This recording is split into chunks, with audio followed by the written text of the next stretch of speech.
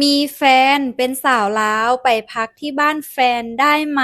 มีเพื่อนเป็นคนลาวสามารถไปพักได้ไหม จะโดนกองหลอนจับไหม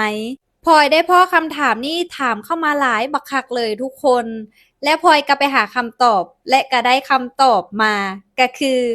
บ่ได้เนาะถ้าอยากไปพัก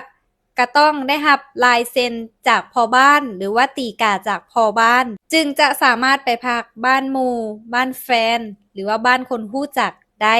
ถ้าเฮาบ่ได้ลายเซ็นหรือว่าตีกาของพ่อบ้านเฮาจะถูกกองหลอนจับนั่นเองถ้าคนไทยไปลาวก็คือสามารถไปนอนบ้านพักและก็สถานที่ท่องเที่ยวของลาวได้แต่บ่สามารถไปเขตปกติของลาวได้บ่คือคนลาวมาไทยสามารถไปทุกเขตทุกที่ที่เป็นประเทศไทยได้เพราะว่ามาในนามพาสปอร์ตหรือว่าบัตรแรงงานแต่ถ้าคนไทยไปลาวสามารถไปได้เฉพาะสถานที่ท่องเที่ยวของลาวเท่านั้น